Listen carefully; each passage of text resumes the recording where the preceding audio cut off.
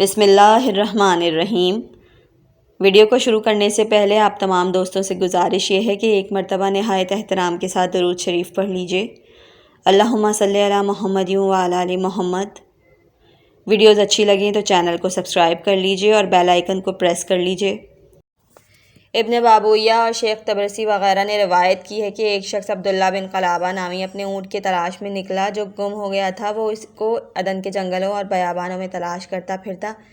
انہی بیابانوں میں اس کو ایک شہر نظر آیا جس کے گرد ایک حصار تھا۔ چاروں طرف بہت سے قصر اور بے شمار علم بلند تھے، اور قریب پہنچا سمجھا کہ اس میں آبادی ہوگی، وہاں وہ اپنے اونٹ کے بارے میں دریافت کرے گا، لیکن کسی کو اس کے شہر میں داخل ہوتے نہ دیکھا تو شہر سے باہر آیا اور اپنے ناقے سے اتر کر اس کو ایک طرف باندھ دیا اور اپنی تلوار نیام سے نکال کر شہر کے دروازے سے داخل ہوا۔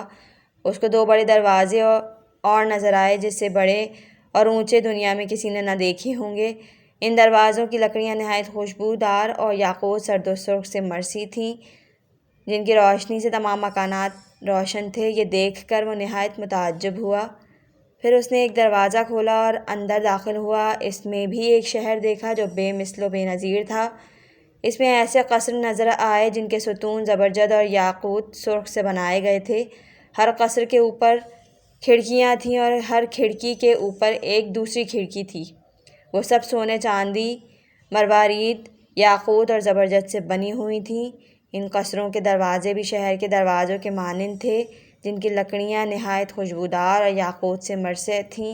ان قصروں کے فرش مروارید اور مشک و زعفران کے غلولوں سے بنے ہوئے تھے۔ ان عمارتوں کو جب دیکھا اور کسی کو وہاں نہ پایا تو خوف زدہ ہوا۔ ان قصروں کے چاروں طرف کیاریاں تھیں جن میں درخت لگے ہوئے تھے اور ان میں پھل لٹک رہے تھے۔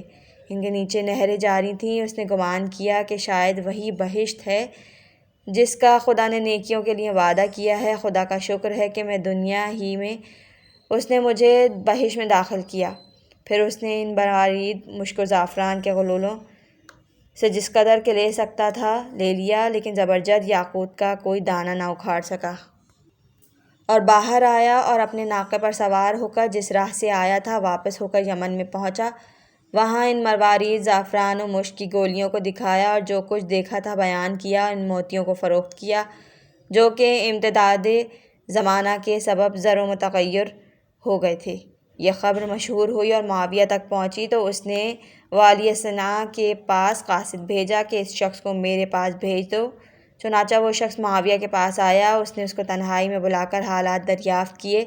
اس نے معاویہ سے کل واقعہ بیان کیا۔ معاویہ نے کعب الاحبار کو بلا کر پوچھا، کیا تو نے سنا یا کتابوں میں دیکھا کہ دنیا میں کوئی ایسا شہر ہے جو سونے اور چاندی سے بنایا گیا ہے، جس کے ستون اور کھمبے یاقوت اور زبرجد کے ہیں، اس کے قصر، کھڑکیاں اور فرش مروارید کے ہیں، اور اس کی کیاریوں میں درختوں کے نیچے نہریں جاری ہیں؟ کعب نے کہا، ہاں، اس شہر کو عاد کے بیٹے شداد نے تعمیر کیا تھا۔ وہی ارم ذات العماد ہے جس کا ذکر خدا نے قرآن میں کیا ہے اور اس کی تعریف میں فرمایا ہے، یعنی شہروں میں اس کا مثل نہیں خلق ہوا ہے۔ معاویہ نے کہا کہ اس کا حال مجھ سے بیان کرو۔ کعب نے کہا کہ قوم عاد کے علاوہ ایک شخص عاد اولیٰ تھا۔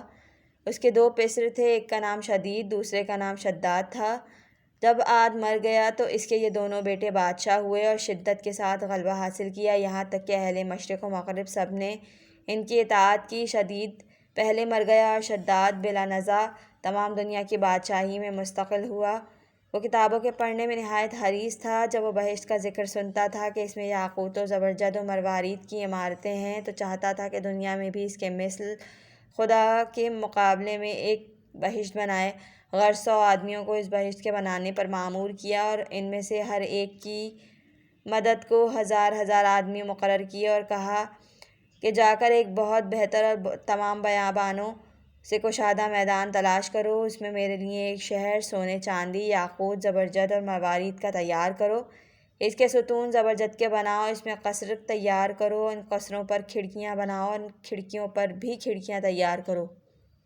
ان قصروں کے نیچے مختلف میووں کے درخت لگاؤ اور نہریں جاری کرو، جیسا کہ میں نے کتابوں میں بہشت کے اوصاف دیکھے ہیں۔ چاہتا ہوں کہ اسی کے مثل دنیا میں ایک شہر تعمیر کروں۔ ان لوگوں نے کہا کہ اس قدر جواہرات اور سونا چاندی کہاں سے آئے گا کہ ایسا شہر تعمیر کریں۔ شداد نے کہا کہ شاید تم لوگ نہیں جانتے کہ دنیا کے تمام ممالک میرے قبضے میں ہیں۔ ان لوگوں نے کہا ہاں جانتے ہیں۔ اس نے کہا کہ سونے چاندی اور جواہرات کے کانوں پر ایک ایک گروہ کو موکل کرو تاکہ جس قدر تم کو ضرورت ہو وہ لوگ جمع کریں، علاوہ ازیں اور لوگوں کے پاس جس قدر سونا چاندی ہو حاصل کر لو۔ چنانچہ اس غرض کے لیے بادشاہان مغرب اور مشرق کو فرمان لکھے گئے اور لوگ 10 سال تک جواہرات جمع کرتے رہے۔ پھر 300 سال کی مدت میں وہ شہر تیار کیا گیا۔ شداد کی عمر 900 سال کی تھی۔ لوگوں نے اس کو اطلاع دی کہ ہم بہشت کی تعمیر سے فارغ ہو گئے تو اس نے کہا کہ اس کے گرد ایک حصار تیار کرو، اس حصار کے چاروں طرف 1000 قصر بناؤ